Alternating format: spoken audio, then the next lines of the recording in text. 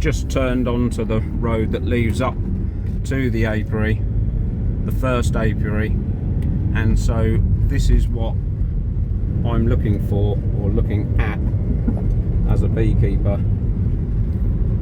You're looking for any sort of signs of life,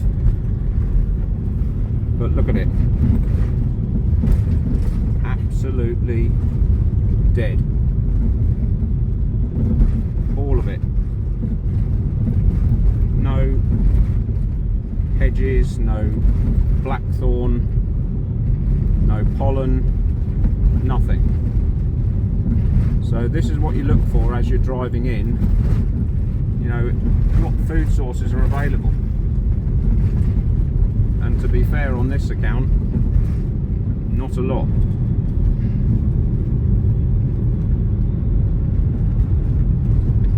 So there's nothing in the hedgerows at all.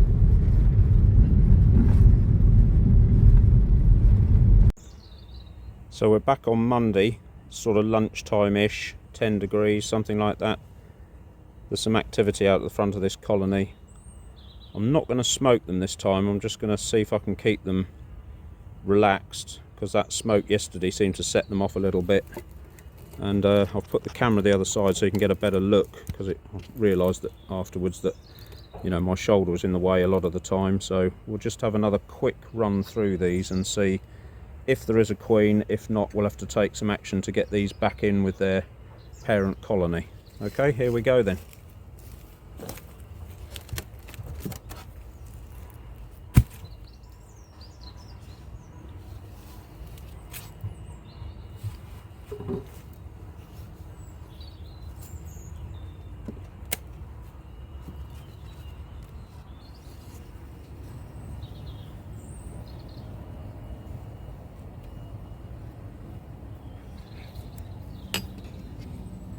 I've just looked up underneath the feeder and I can't see anything in there, I don't think. It's just a few worker bees. So yeah, they've rebuilt that queen cell, so that does appear that they're queenless. And that roar yesterday was the same roar you get when colonies are queenless. So I'm pretty sure now that that's what we're dealing with.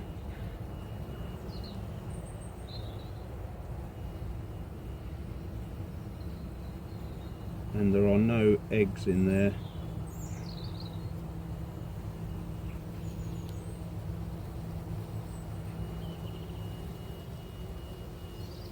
And they're all just ambling about with nothing to do, because they haven't got a leader.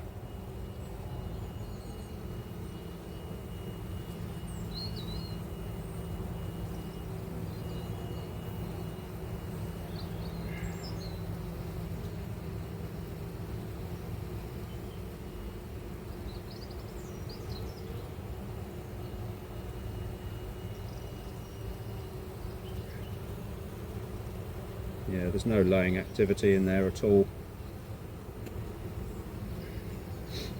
So it was probably a bit too brutal for them. Either for the existing queen that was nearly dead anyway, or this lot.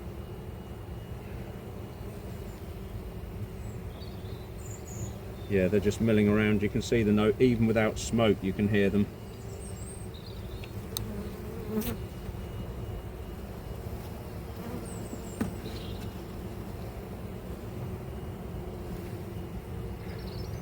There's another queen cup cell there.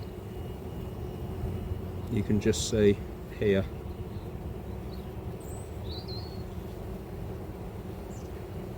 And if you left them even longer, one of these workers would try and start laying eggs, called a drone layer or a worker layer, and she would just lay sterilised eggs that would turn into drones, or not sterilised but sterile, e.g. not fertilised.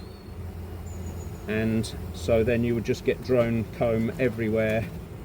So these really need to go back to the parent colony as soon as possible, so that they get united with a queen that they came from. Yeah, So if you hear that noise, that roar that you can hear, it's a good indication that there's no queen. And there's another cup there, look, another little cup cell. So they're desperate for a queen, so they should just unite with their original mother quite easily.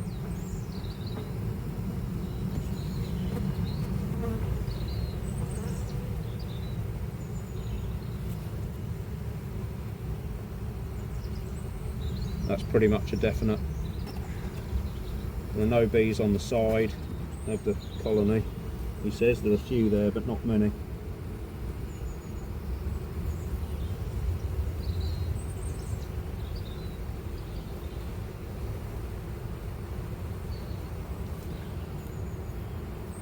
So that was a failure. And there's the little cup cell there. So they know that they haven't got a queen. So the queen has gone, flown, or been killed. I don't know which, and you never will know which. That's just how it is for that colony. So I tried to help, but it didn't work.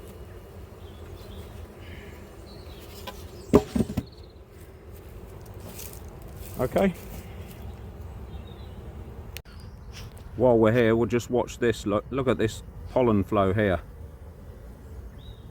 Although the hedgerows are completely bare, somebody in their garden, thank you to whoever it is, has got some flowers. You see that girl on the left hand side there? She's all got her legs with pollen on. And they're coming in with all sorts. They're coming in with grey, orange. You can hear that sort of keen to get on with it noise. There's another one with orange pollen. Look, lots of it. Here she goes, in she went.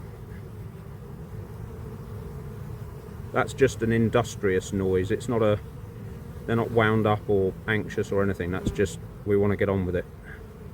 There's another one. So things are starting to pick up in the environment by the look of it from somewhere. Okay. 4th of March in the evening after work at April 1, just coming down here to pick up these hooligans that have not accepted the queen or bailed her out, so we've got to reunite them tomorrow lunchtime with the colony that they came from originally. I've got 7 minutes apparently before the sun goes down.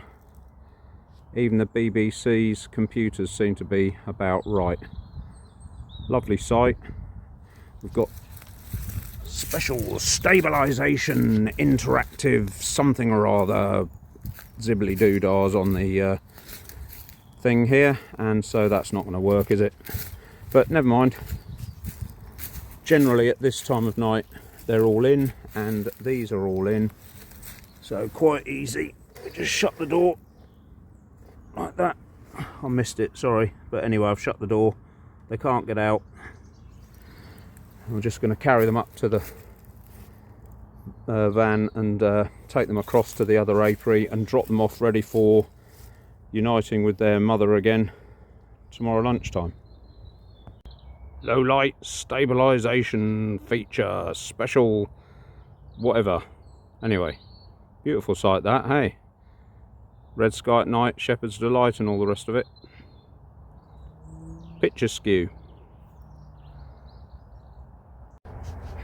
So we've got some proper low light level action going on here then. I've made a bit of effort putting a bungee cord round it this time, so I don't want people getting in the habit of not taking those precautions. And you know what it's like if you don't take precautions sometimes. Anyway, this camera seems to be working okay in low light. New to me, I didn't know it worked like that. Makes your grandmother look good even without her teeth in, apparently, according to the instruction book. He's barking crazy, that bloke. Did you hear that, Marjorie? Did a dog barking noise. Sounded very realistic. Yeah, I heard it as well. Wonder if he'll do it again. Yeah, he is. He's barking crazy, that bloke. He's a boy, isn't he? I just realised why I started barking at the moon. There she is. That amazing sight. Clear air. Lovely.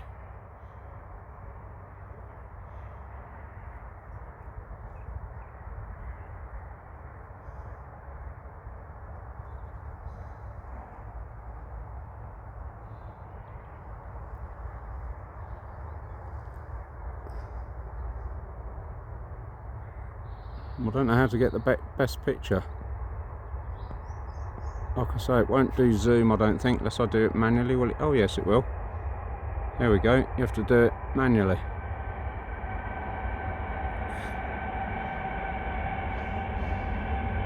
Full HD, low level something doesn't seem to be working very well, but hey ho. Anyway, see you tomorrow. Right, back at this colony, or this one. Brought these down last night, as you saw. Quick visual inspection of what's going on.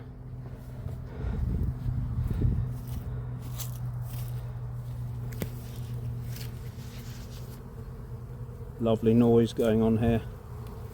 Lots of pollen. That girl at the front there with pollen. Time to turn the doors round. Bigger hole they need. More air. We'll do that at the weekend. This colony here is the mother of those. They're just ambling around with nothing to do and all day to do it in. They need definitely a bigger door. So the cunning plan for today is, well, you can use various tricks really. You can take that crown board off and you can put a sheet of newspaper over the whole lot and then put this colony in a standard box, the same as this box here. You can put all the frames in there and then they'll just chew through the newspaper and make friends with each other.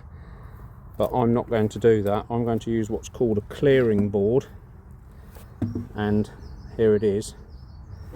So you can see there's a slight recess here that this escape hatch works like this. They go through there, they can smell the colony coming through these gaps from below. They go in and down the side there. Don't know whether you can see it. They go down the side or underneath through that gap there, and then they pop out of that door there, which is tiny, tiny, tiny. Let me see if I can show that properly. There you go. So that's underneath there, and they all crawl out and make friends, sort of a drip feed effect. And there you can see the sunlight shining through, so that's what's below and that's what's above. Now the difficulty is, as you've seen last weekend, I've been putting food down, so this is going to squash into the food. So to counteract that, we're going to use a queen excluder with a bit of a recess down it there to sit on top of the food like that. And then we're going to put our escape board or hatch on top of it like that, so that they can run out there and drop down into the colony. It only takes a couple of days and they're done. So all a queen excluder is just this gap. This is a brand new one I bought at the meeting at the weekend. This little gap here, it allows the bees to come through, all the worker bees. It doesn't allow drones through, which are the males, they're much bigger, and the queen can't get through either. Now I don't want to go into too much about queen excluders at the moment, but there's a lot of conjecture about whether you should use them or not. A lot of commercial boys don't use them, but they are a very good management tool. Especially if you're new, you can find out where your queen is more easily in a colony by just putting two excluders in, one above a box, one below a box, and then you know that she's either in there. And if there are no eggs in there, and you find eggs in another box, then you know she's there somewhere. So you can separate the hive into layers and then make sure you know where your queen is, or you can push her down into a bottom box by putting a queen excluder on top of the bottom box and keep her out of this box, take that box away. If you want to do a split, which we'll come to later in the year, all those sorts of things. It's a very handy management tool for beekeeping, especially if you're new, and I'm still new after 15 years. I haven't got a clue what I'm doing really. Well, you know, I know a bit more than I did before. But anyway, we're all new to beekeeping because every season's different, every colony is different. So without further ado, I'll put this in the stand and then I'll start to take this hive to bits, and you should be able to just see it as it goes.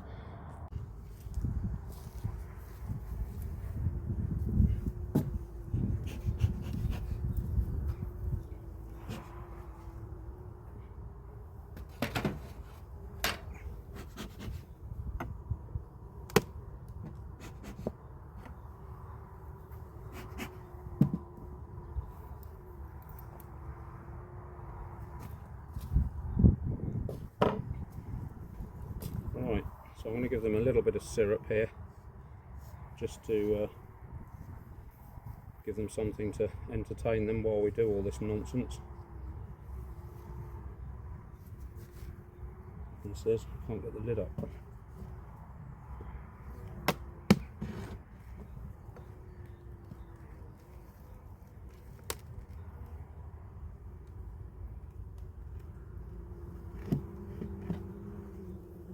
Right, they've still got plenty of grub. See how this is all brown? They've cleared all the mould off.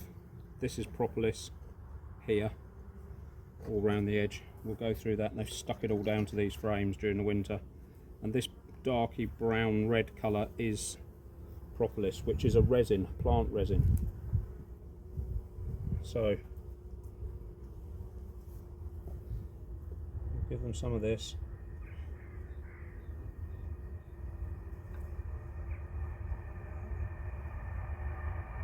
Just to keep them happy. Even the mould's gone from the edge of the frames, look, as well.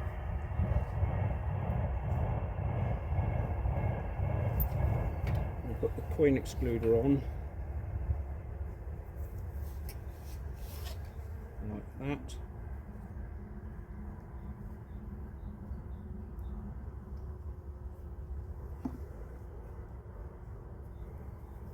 Actually, I'll have to take that food off that lid, won't I, because it's going up.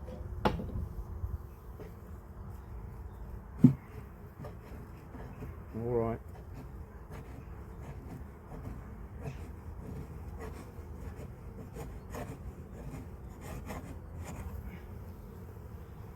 Right.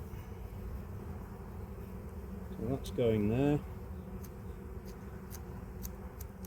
We've still got access to that. Queen excluder on.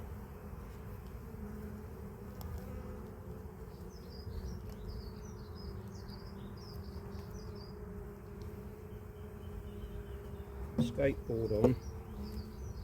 Doesn't really matter which corner they come out, but preferably not onto the top of the food so they can actually get out.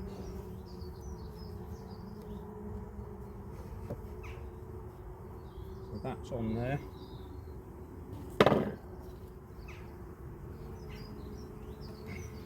Now we need this box to put the frames in from the other colony.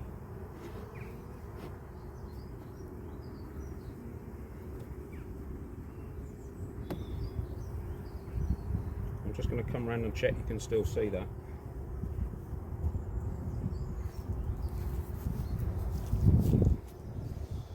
Yeah, I'll just lift it up slightly.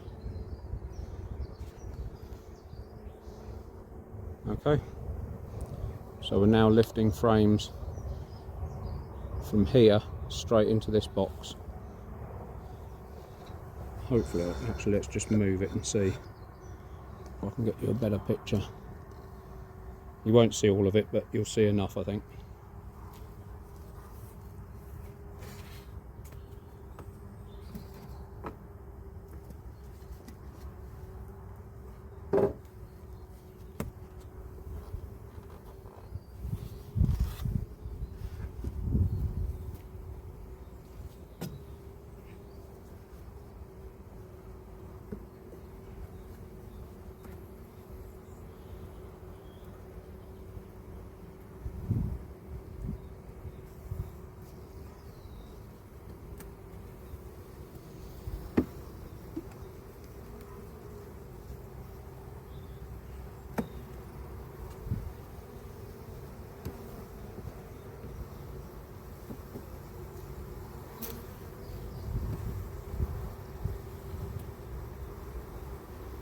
can hear, they're a bit restless, this lot now.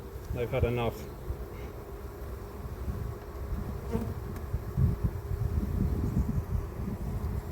Hopefully they will just calm down when they smell the queen, and they'll just move off.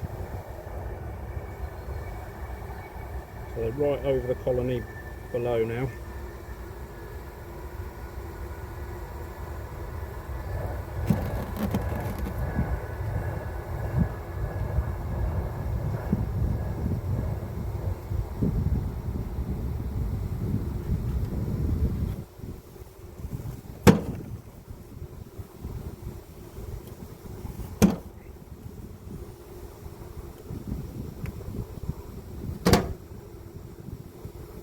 That's it.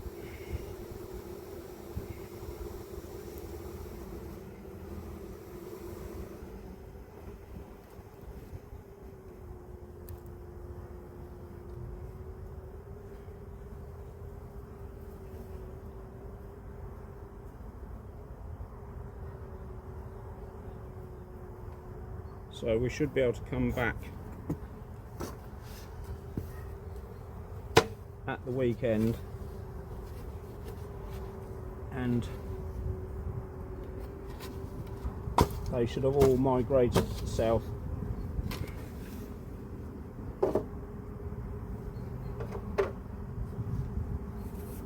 They'll come out of this box and down into the box below. That'll boost that colony, and then we'll definitely have to take some frames out of that bottom box and then put some new frames, or frames with extra room for them to lay eggs, because there's no nectar at this time of year. It is literally all about pollen, and so yeah, we might even start on a campaign of feeding. I don't know yet. I'll just stop here because there's a couple of things I want to explain about the baby colony failure, and then I'm going to leave it, call it a day after that. Right, so I've been thinking, what could we have done differently to have improved the chances of that unification working, if you like. No one likes failing, least of all me, and I don't like giving up either. And I'm going to go through this, the various things that I could have done that might have made a difference, and then I'm going to shut up about it, because like everything in life, you just got to move on sometimes. You get things wrong, just have to accept it and move on. It wasn't a massive loss, but it's still a loss.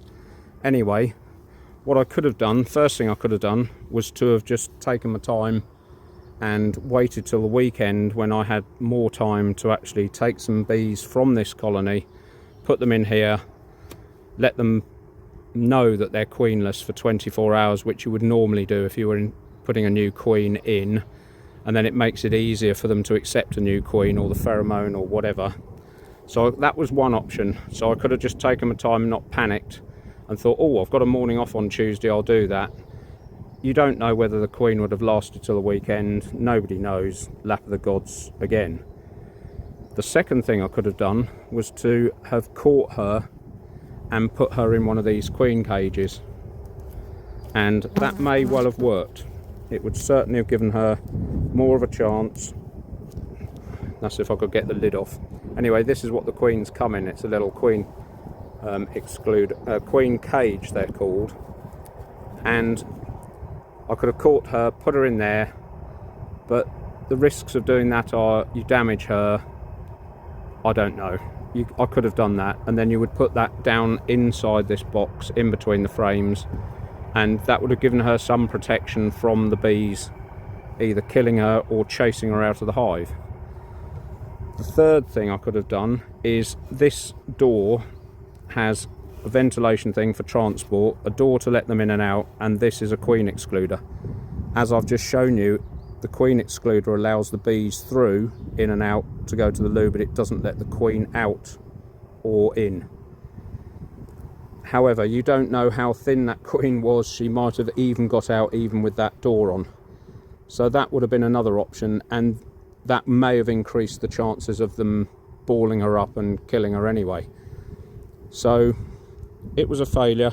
It was a, trying to keep that queen going. And a lot of the commercial boys will think, why did you even bother? They just call them shakeouts or a word beginning with D. and they just chuck them on the floor and they all fly out and find a new home to live in, and bees will be accepting as long as they fly in through the front door and in dribs and drabs. So there you go. There you got a few more things that you could try, or I could have tried but didn't, and so it's a lesson learnt, and there you go. I'm not going to talk about it anymore because it gets boring after a while. Okay,